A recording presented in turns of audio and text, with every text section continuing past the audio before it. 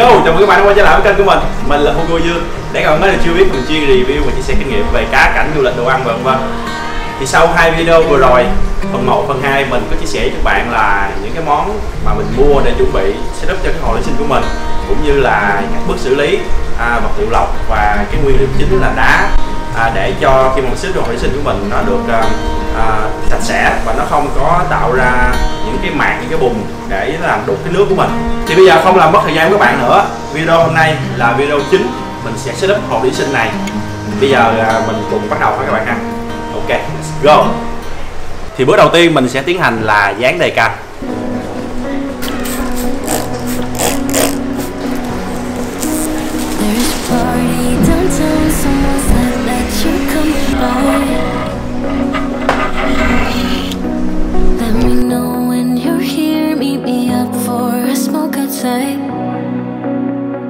Cái lớp đầu tiên cho cái hồ của mình sẽ sử dụng là một lớp rải nền để làm giá thể vi sinh. Ở đây mình sử dụng lớp nham thạch trắng.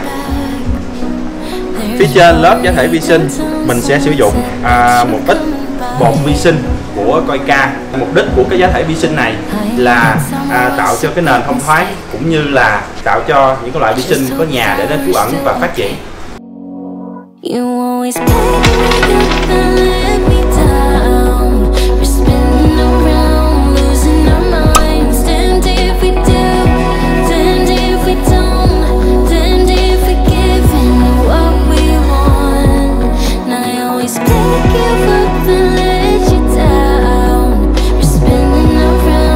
Tiếp theo mình sẽ cho một lớp cốt nền lên trên cái lớp vi sinh này.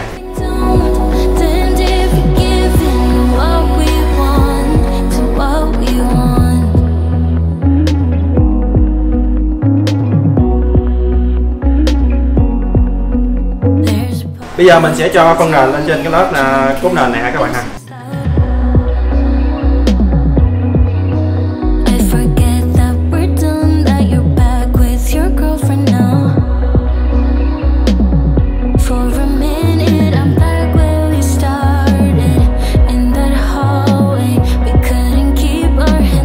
Ok, như vậy là cái phần setup nền của mình đã xong. Thì bây giờ mình sẽ setup tới phần nguyên liệu chính của cái hồ này. Thì cái hồ này mình sẽ chơi theo phong cách Iwagumi. Bởi vậy nguyên liệu chính của mình là đá. Ở đây mình sử dụng là đá đen Gia Lai. Bây giờ mình bắt đầu.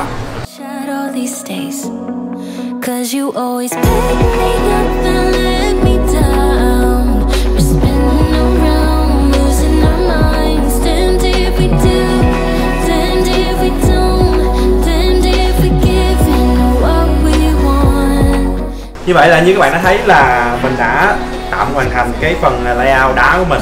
Bây giờ mình sẽ tiếp tục đổ nền vô phía sau để trồng cây.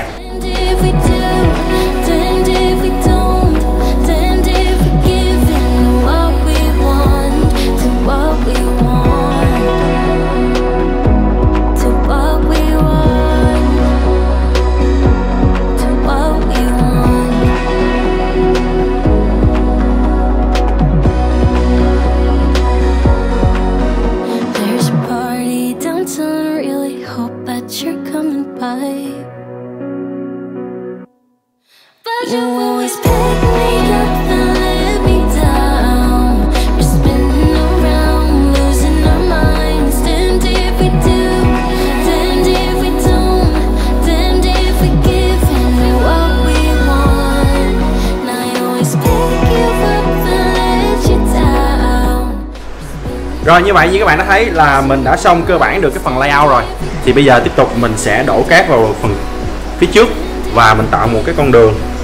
Đây, mình tạo một cái con đường vô phía sau để cho nó tự nhiên.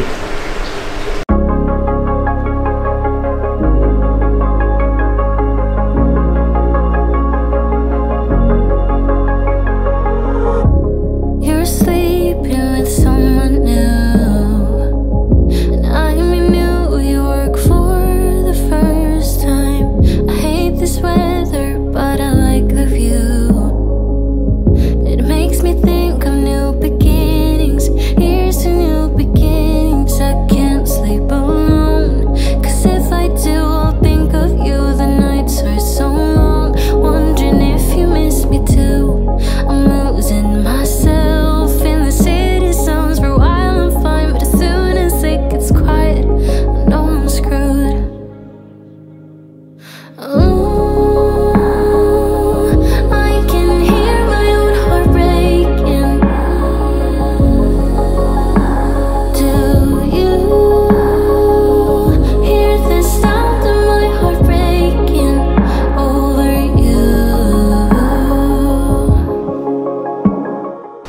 Ok, thì như các bạn đã thấy, đây là những cái cây mình sẽ setup trong cái hồ của mình ha. Thì ở đây là Ngumo chiên cao. Đây là phần mình sẽ trồng cho phần hậu cảnh, phần hai bên hông và phần background. Ở đây là Ngumo chiên lùm xòe thì mình sẽ xen kẽ ở những cái khe đá. Còn đây là Corota thì mình sẽ làm điểm nhấn ở một số những cái vị trí quan trọng.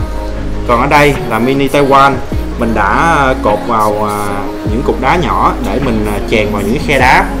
Còn ở đây là chân trong ngọc trai thì mình cũng đã cột vào những cái cục đá này để mình sẽ chèn vào những chỗ còn thiếu. Ngoài ra thì mình sẽ có một ít liễu răng cưa thì cũng sẽ highlight trong cái hồ của mình luôn. Và ở đây là một ít cỏ na rong thì mình mua thì bên kia người ta khuyến mãi cho mình thì để mình coi còn thiếu chỗ nào thì mình chèn vào luôn. Ok, thì bây giờ mình giới thiệu xong những cây, bây giờ mình sẽ bắt đầu vô cây ha các bạn ha.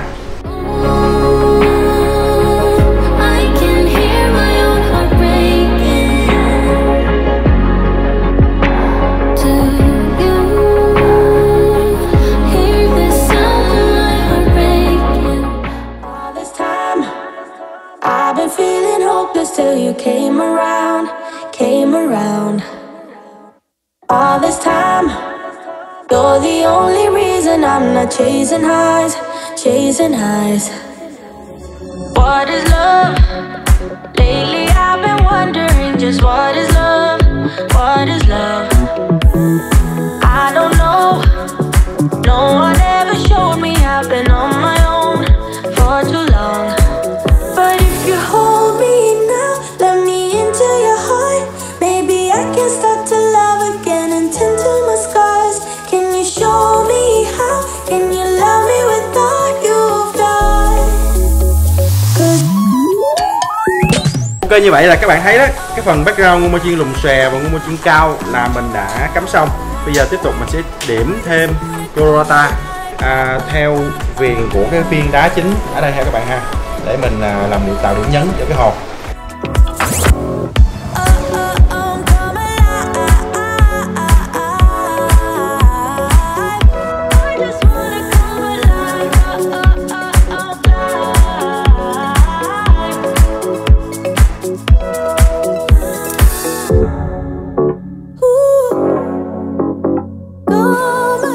Tiếp theo sau khi đã cắm Corota thì bây giờ mình sẽ dán Mini Taiwan lên đá ha các bạn ha.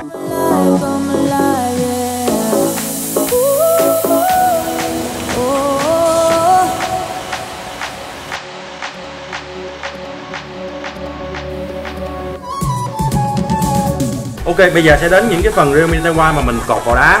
Đó, bây giờ mình sẽ điểm vào dưới cái chân của những cái tảng đá.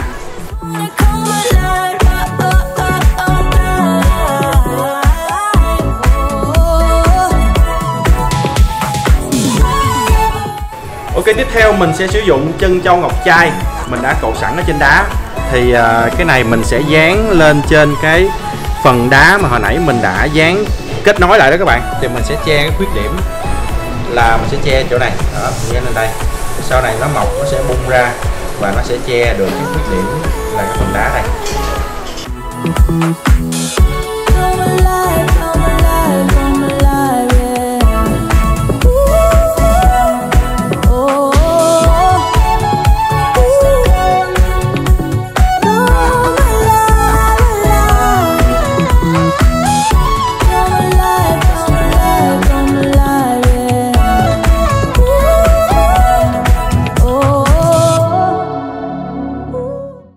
Tiếp theo mình sẽ điểm liễu răng cưa trên những khe đá để cho nó mọc xen kẽ những cái khe đá rất là đẹp ha các bạn ha. City of mine, how I love the city of mine.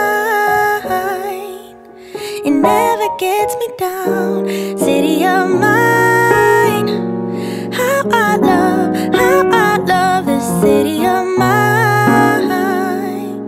It never gets me down, yeah.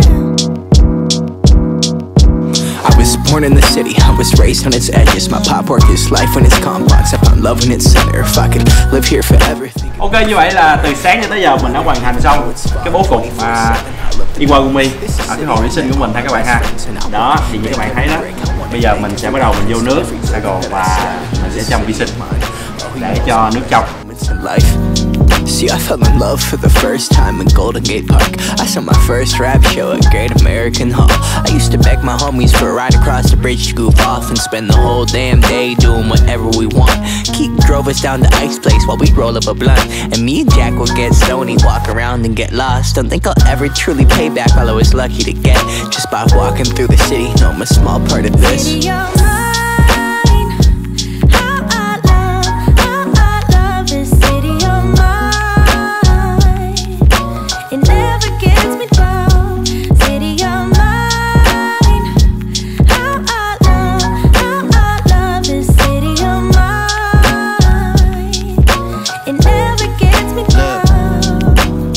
I never really had a place to call my own, so I travel and I roam till I find that. But I'm full of adventure. Bây giờ mình sẽ bắt đầu chăm vi sinh, coi ca em perfect. Thì cái loại vi sinh này rất là tốt cho hồi vi sinh nha các bạn ha. My mind's at a spot where I don't spend no money, just some time at. I mix and mingle with the people till I learn a little. I brought some weed and baby, maybe we could burn a little. She said you're funny, I said no, I'm Xavier, then I left. Sun shining, birds chirping, let me take a breath. I'm headed to the city where my chance to make it best. Where people like to give a little, then you take the rest. I'm hoping one day maybe I can find a place to rest. I fell in love with life and wonder where it take me next. I like the hustle and bustle, I fell in love with the fashion. I feel the pulse of the city, it's moving me like a passion and it's mine. Như các bạn đã thấy đó là mình đã chạy nước rồi các bạn ha. Thì cái hồ nó đang dần trong rồi. Sau khi mình chăm vi sinh thì cái hồ nó đang dần trong rồi. Thì mình sẽ còn một vài clip nữa sau khi mà cây nó mọc đầy đủ và thả cá, thả tép. Đó, mình sẽ gửi đến các bạn trong những phần tiếp theo. Bây giờ cái video của mình đến đây kết thúc. Bên dưới cái clip của mình có một nút đăng ký subscribe đó các bạn, và một cái chuông bé bé xinh xinh. Nếu các bạn thích cái clip của mình, hãy bấm vào nút đăng ký cũng như là cái chuông để ủng hộ cho mình động lực ra những cái video hay buộc cho các bạn nha. Mình là Hugo Dương, cảm ơn các bạn rất là nhiều. Bye bye. Hey, I know every street sign, hanging around the block like if you are my friend then you are welcome any moment.